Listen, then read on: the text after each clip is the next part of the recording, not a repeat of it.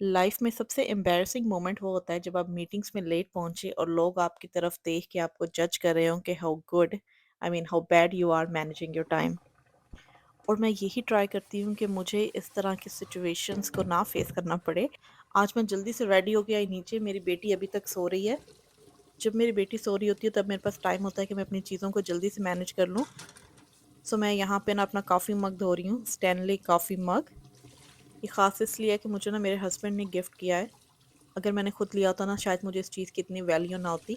कभी ऐसा होता है ना कि आपके हस्बैंड ने गिफ्ट किया और आप उसको इतने ख्याल से इतने ध्यान से रख रहे होते हैं। So here I am watching that of.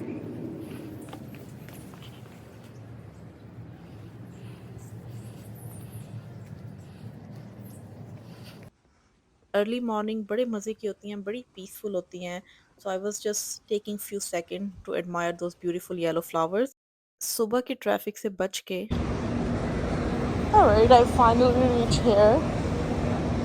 City is very um, early, almost अभी 7 बजे हैं। ट्रैफिक अभी थोड़ी कम है but you can see people are already getting to their work. कोई सिगरेट पी रहे हैं और कोई जनाब कॉफ़ी।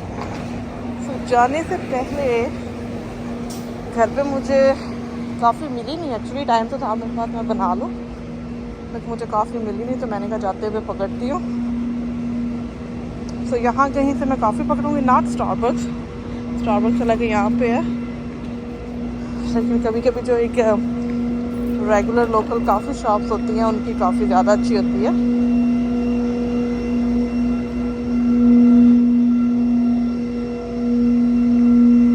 हुआ कुछ ऐसे, सुबह सुबह उठ के जब मैं अभी किचन में स्टैनली का कप धो रही थी जो मेरे हस्बैंड ने मुझे गिफ्ट किया है, और मैंने सोचा कि मैं ना कॉफ़ी घर से बना के लेके जाऊँगी, आराम से पीती जाऊँगी। जब तक मैं ऑफिस पहुँचूँगी मेरी आंखें जो है ना थोड़ी खुल जाएंगी। बट गेस व्हाट, मुझे इंस्टेंट कॉफ़ी मिली नहीं और फिर मेरे पास टाइम नहीं था उसको ढूंढने का। मेरी ऊबर आ गई थी, मैंने कॉफ़ी का कप वहीं पर छोड़ा। मुझे बड़ा अफसोस हुआ। अफसोस इसलिए नहीं हुआ कि मैं कॉफ़ी नहीं बना पाई, अफसोस इसलिए हुआ कि आज मेरे हस्बैंड का दिया हुआ गिफ्ट मेरे साथ नहीं है।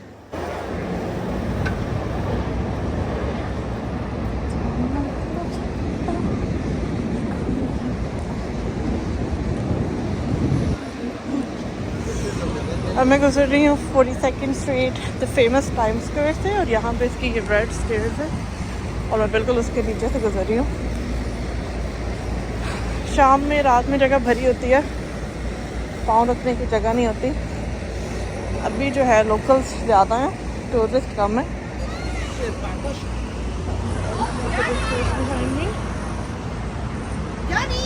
कुछ हैं अभी भी अर्ली मॉर्निंग वाले टूरिस्ट जो आए हुए हैं सुबह सुबह उठ के न्यूयॉर्क देखने।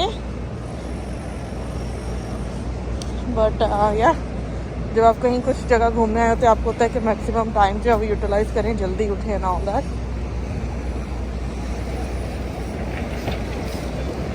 और जो यहाँ के लोकल्स होते हैं वो कहते हैं कि हम जल्दी उठ के ना पहले काम पे पहुँचें।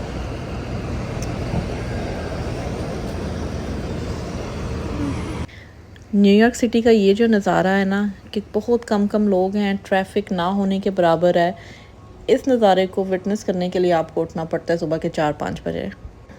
और इन शॉर्ट वर्ड्स, ये जो हसीन नज़ारा है ना ये किस्मत वालों को ही मिलता है, वरना ये जो फेमस जगह है टाइम स्क्वायर की, इस पे इतना रश होता है आपको लगता है कि शायद पूरी दुनिया इस छोटी सी जगह पे आके जमा हो गई है। लेकिन बड़ा अच्छा लगता है यहाँ पे लोगों को देख के कि कैसे वो दूसरी कंट्रीज, दूसरी सिटी से आके न्यूयॉर्क की जो एक वाइब्रेंट लाइफ है उसको एंजॉय कर रहे हैं। It's one of the famous place and city to visit in world indeed, but for me is one of the most beautiful walking path to reach to work. So यहाँ पे रास्ते में बहुत से फेमस जगह आ रही हैं। फॉर एग्जांपल ये hard rock cafe is one of the famous bar and restaurant in New York city. और यहाँ मैं गुजरी हूँ नैस्डैक की बिल्डिंग के सामने से। जिन लोगों को इसका नहीं पता, नैस्डैक वर्ल्ड की 2nd largest stock exchange company है। सो अभी मैंने कुछ ब्लॉक्स यहाँ पे वॉक की है, लेकिन जैसे जैसे टाइम गुजर रहा है, लाइक 7 से बाद का टाइम है, you can C a lot more people in the streets. Alright, I am almost here. काफ़ी मैंने पकड़ी नहीं है। वैसे तो यहाँ मीटिंग से भी आपको मिल जाती है। लेकिन या काफ़ी से भी नहीं है, स्टारबक्स के अलावा कोई मुझे मिला नहीं रास्ते में, लोकल कैफ़े। तो आगे सब जाके ना अंदर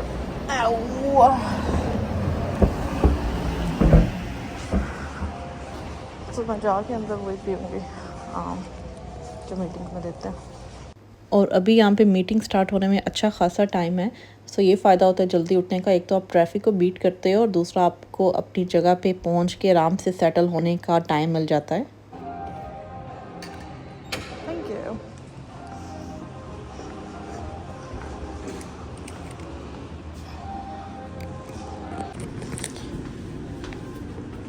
ऑलराइट, जब आप ऑफिस बिल्डिंग्स में आ जाना officially you are in working mode.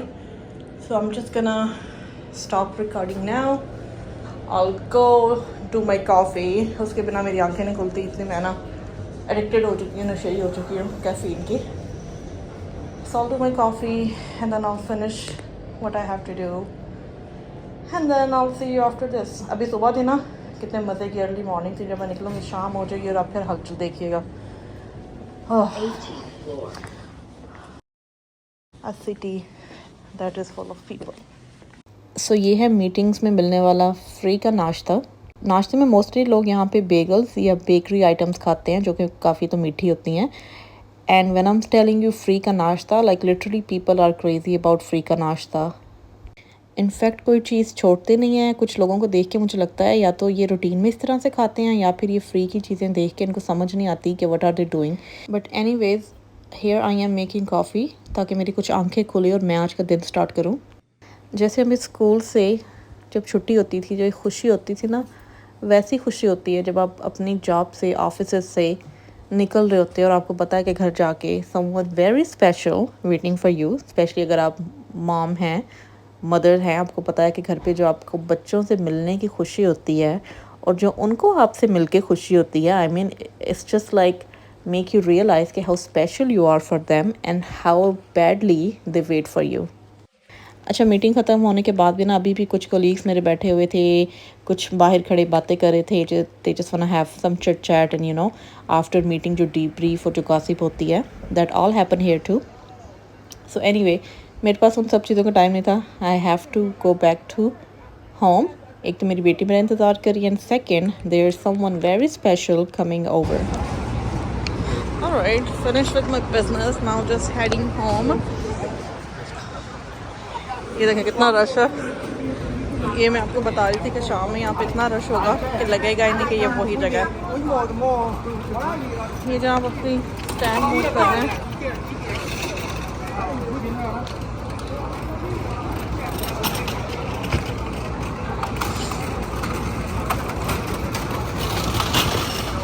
अच्छा, अक्सर घर जाने से पहले ना मैं अपनी बेटी के लिए कुछ ना कुछ लेके जाती हूँ और यहाँ पे ब्रायंट पार्क के बिल्कुल पास एक बेकरी है जो मेरी बहुत फेवरेट है।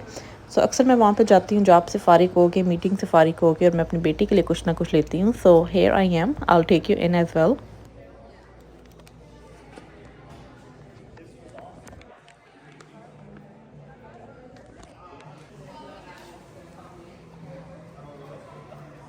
Are you the next?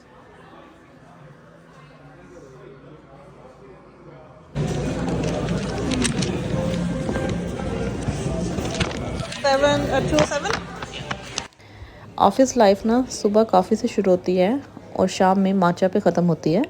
सो यहाँ पे मैं अपने लिए माचा ख़रीदनी हूँ और अपनी बेटी के लिए मैं एक तो यहाँ से पेस्ट्रीज़ उठाती हूँ क्योंकि यहाँ की जो बेक आइटम हैं या बेकरी की चीज़ें हैं वो बहुत अच्छी होती हैं। I like it. Of course there so many other places जहाँ पे अच्छी चीज़ें यहाँ पे मिलती हैं। और दूसरा ये कि मेरी जॉब के ये करीब है, सो मुझे बड़ा कन्वीनियंट रहता है। यहाँ से जल्दी से कुछ ग्रैब एंड गो किया और फिर जनाब मैं चली जाती हूँ सीधा अपने घर। लेकिन कभी कभी ऐसा होता है कि मैं यहाँ पे अकेले बैठती हूँ, लाइक 5 to 10 मिनट अपना माचा ख़त्म करती हूँ। सो ये जो अकेला बैठने वाली रूटीन है ना 5-10 मिनट के लिए, ये बहुत हेल्प करती है अपने आप को डिटैच कर सको आप काम से। मैं कोशिश करती हूँ कि मैं घर पे अपनी जॉब को, अपने बिजनेस को ना लेके जाऊँ। ये मामा की जान, हियर्स गागा। और सबसे पहले मुझे देख के इसको दूध याद आया, मामा गिर, और मुझे फीडे की तरफ इशारा कर रही है। कम है, गिव मी हगी, गिव मामा हगी।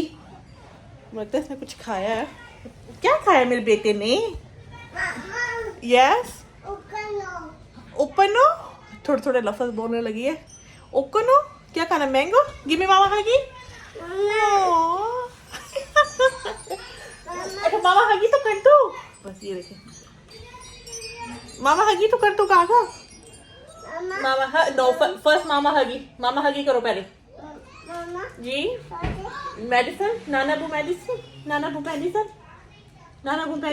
जी। वो देखो नाना बू मेडिसिन। बेटे का पिन चेंज किया जी। चलाओ मामा की जानू।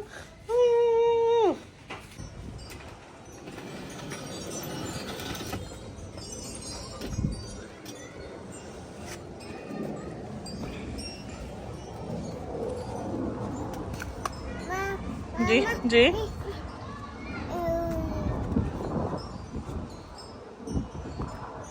ऑफिस से निकल के घर आते आते बिल्कुल शाम हो जाती है। घर आके मैं अपनी बेटी के साथ टाइम स्पेंड करती हूँ और उसके बाद मोस्टली हम लोग डिनर करते हैं। सो आज हम लोगों ने बीफ शवारमा मंगवाया है। यहाँ पे एक यम्मी रेस्टोरेंट है और वो इतने मज़े के शवारमास बनाते हैं, बीफ एंड चिकन। सो हम लोगों ने बस वही ऑर्डर किया है और इसके बाद जनाब आज करनी है कुकिंग मैंने और मेरी अम्मी ने मिल के।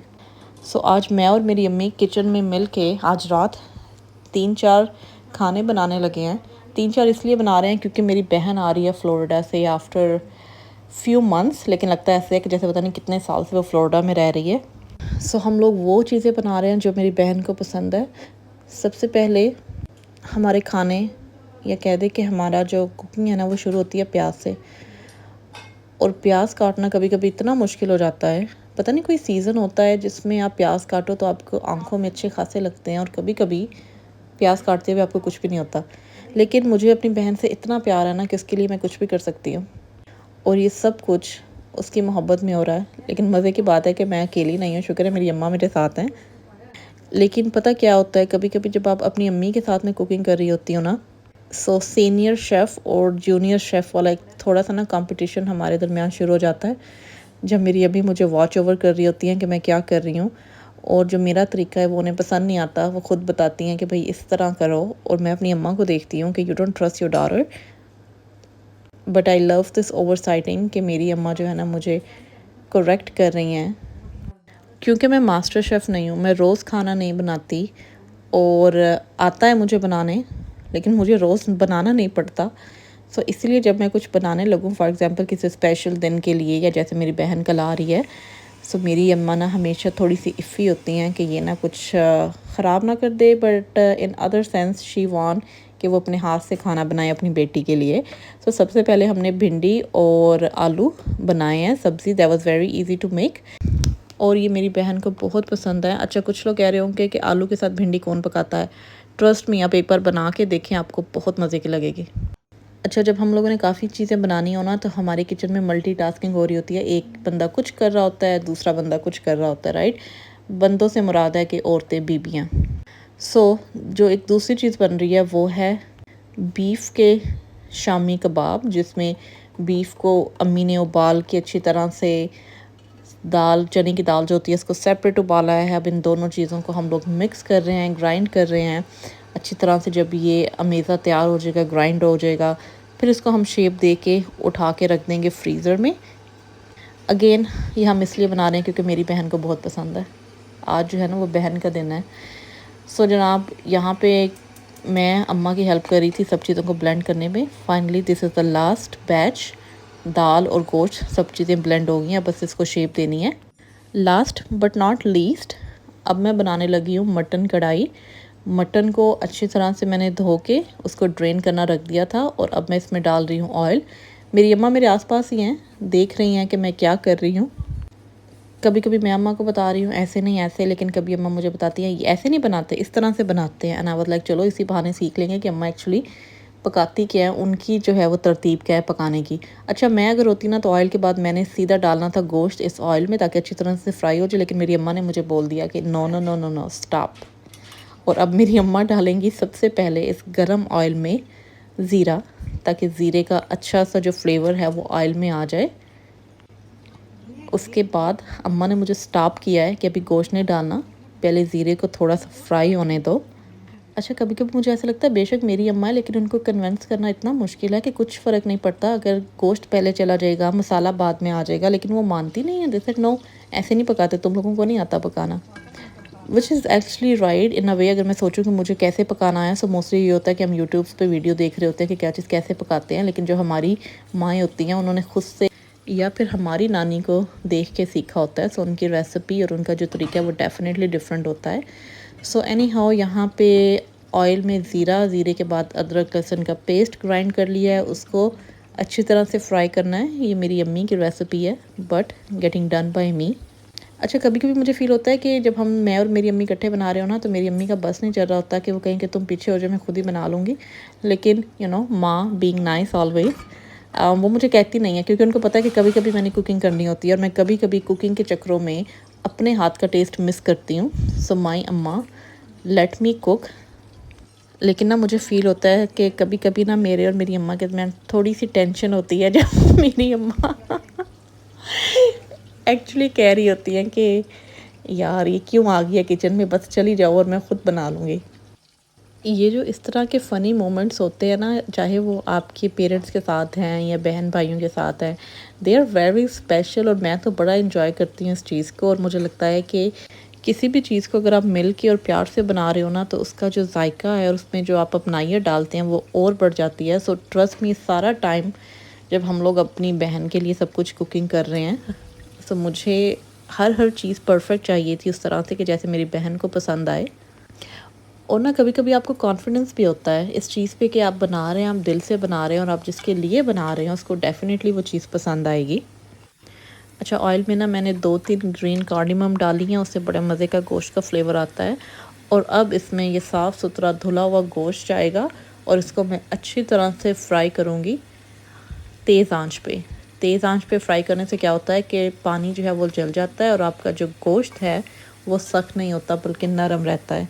अगर आप मीडियम या लो आंच पे अपने गोश्त को, चिकन को, बीफ, मटन व्हाटसोएवर उसको फ्राई करेंगे, तो वो जो है वो टेंडर नहीं होगा बल्कि सख्त हो जाएगा। हमारे घर के पास ना हलाल मटन, चिकन, बीफ सब ना बड़ी आसानी से मिल जाता है, और हम जो भी पीस उसको बोलें बुचर को, वो ही काट के दे देता है। सो यहाँ पे जो मेरे पास मटन है वो जो गोट का लेग पीस होता है, जो रान का गोश्त होता है, उसके पीसेस हैं। अच्छा, कढ़ाई का मज़ा तब आता है जब उसमें जो टेस्ट है ना वो गोश्त का आ रहा हो, चाहे वो चिकन हो या बीफ या मटन। जो बहुत ज़्यादा मसालों वाली कढ़ाई होती है ना, वो एक्चुअली कढ़ाई नहीं बल्कि कोरमा होता है। सो मैंने इसको फ्राई किया है, उसके बाद मैंने इसमें नमक डाला है, और जो सारे मसाले हैं वो घर के यूज़ होंगे, लिटरली जस्ट द बेसिक मसाले, कोई डब्बे वाला मसाला नहीं है, कोई सीक्रेट इंग्रेडिएंट नहीं है। टॉकिंग अबाउट सीक्रेट इंग्रेडिएंट, मेरी अम्मी ने एक गरम मसाला बना के रखा हुआ है जिसको मेरी अम्मा कहती हैं कि ये सीक्रेट मसाला है, और हमें भी नहीं बताती कि उस मसाले में क्या क्या डाल के रखा है, और बस इसमें वो जाएगा। सो यहाँ पे मैंने अच्छी तरह से इसको फ्राई किया है, इसका जो पानी है वो इवेपोरेट हो गया है। सो ये जो बबल्स हैं ना, ये थोड़ा सा लेफ़्ट ओवर पानी है, और जो ऑयल है उससे ये बबल्स बन रहे हैं। सो जैसे ही गोश्त का कलर चेंज हो, अब इसमें जाएगा प्याज। यहाँ पे मैंने एक प्याज लिया है। बहुत ज़्यादा प्याज डालना भी ज़रूरी नहीं है, उससे सालन मीठा हो जाता है, या इसको टोटली स्किप कर सकते हैं। एंड सब आप चाहें तो इसमें टमाटर डाल सकते हैं। तो यहाँ पे साइड पे मैंने टमाटर रखे हैं धो के, इसको मैं मोटा मोटा सा काट के डाल दूँगी, क्योंकि सब ने दम पे बल्कि हाई हीट पे गल जाना है, नज़र भी नहीं आएंगे इसके अंदर टमाटर। अच्छा, गोश्त की कोई भी रेसिपी बनाते हुए ना, चाहे वो शोरबे वाला गोश्त है, कढ़ाई है, या जैसा भी आप बना रहे हैं, उसमें टमाटर, प्याज, लहसुन, अदरक वो अच्छा खासा होना चाहिए। इन सब चीज़ों में आप कंजूसी नहीं कर सकते।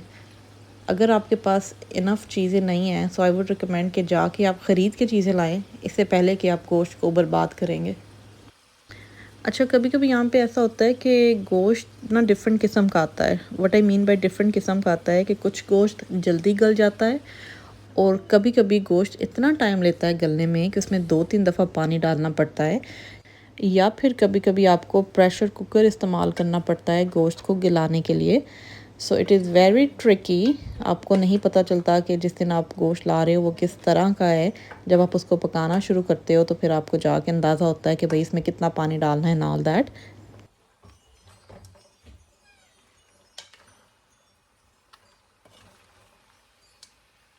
अच्छा, यहाँ पे इसको ना मैं अच्छी तरह से मिक्स कर रही हूँ। मिक्स करने के बाद इसको मैंने रख देना है ताकि इसके जो टमाटर, प्याज और ये सारा जो मसाला है वो अच्छी तरह से गल जाए। As I was saying earlier, जो मसाले हैं वो बहुत बेसिक जाएंगे। और इसमें मैं डाल रही हूँ अभी सुरख मिर्च, और अब इसमें जाएगी हल्दी। हल्दी के मैं लूँगी 2 चम्मच चाय वाले, लाइक छोटे जो चम्मच होते हैं। और अगर थोड़ी सी ज़्यादा भी होते तो इट्स ओके। हल्दी का जो कलर है ना वो गोश्त का बड़ा अच्छा आता है, ग्रेवी का। हल्दी डालने के बाद इसमें नेक्स्ट जो जाएगा वो है चिली फ्लेक्स, या जो कुटी लाल मिर्च होती है वो। और अब इसमें जाएगा खुश्क धनिया पाउडर। हमेशा पाउडर डालना चाहिए क्योंकि वो जब मुंह में जो साबुत धनिया आता है वो अच्छा फ्लेवर नहीं देता गोश्त में। तो वो मैंने 2-2.5 चम्मच भर के डाले हैं इसमें। और अब बारी है इसको अच्छी तरह से मिक्स करने की।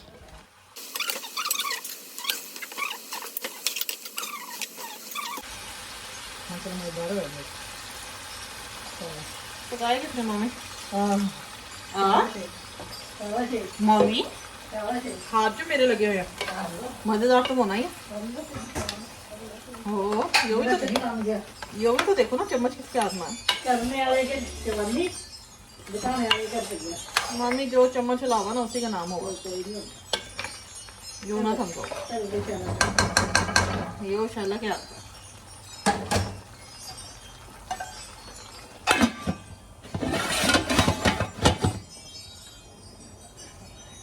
सो स्पाइसेस डाल के उसको मैंने 1-2 मिनट फ्राई किया। उसके बाद मैंने इसमें पानी डाल दिया। इतना पानी डाला है कि जो मीट है वो अच्छी तरह से गल जाए, पक जाए। सो इसकी क्वांटिटी मैं ऊपर नीचे एडजस्ट करती रही थी। सो यहाँ पे पानी हो गया ड्राई, और अब मैं इसको अच्छी तरह से भूनूंगी। इसको इतना भूनना है कि इसका जो ऑयल है वो ऊपर नज़र आने लग जाए। क्या आसान है सबसे, मतलब शादी से पहले वाली लाइफ। अच्छा, माँ बनना सबसे मुश्किल है ना।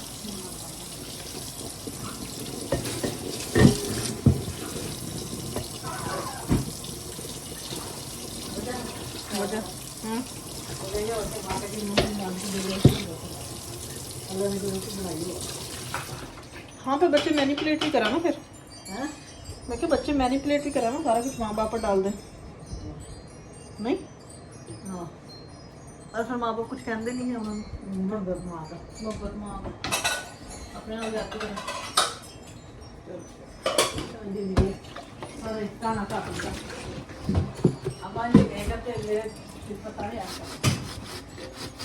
सो कुकिंग ऑलमोस्ट कंप्लीट हो गई। और कुकिंग के बाद जो सारा किचन में मैस होता है, सो मैं बस वो साफ़ कर रही थी, बर्तन धो रही थी। साथ साथ मेरी अम्मा और मैं we were just having a deep conversation, जहाँ पे अम्मा मुझे बता रही थी कि सबसे लाइफ का बेस्ट पार्ट वो होता है जब आपको कोई फ़िक्र फाका नहीं होता। वो मोस्टली वही टाइम होता है before you become a mother.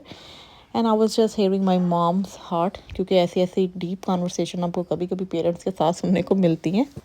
और ये कोई मोमेंट ही होता है जब ना आपके पेरेंट्स आपको बहुत, एक तो एक्सपीरियंस बात बता रहे होते हैं और कभी कभी अपनी दिल की बात बता रहे होते हैं।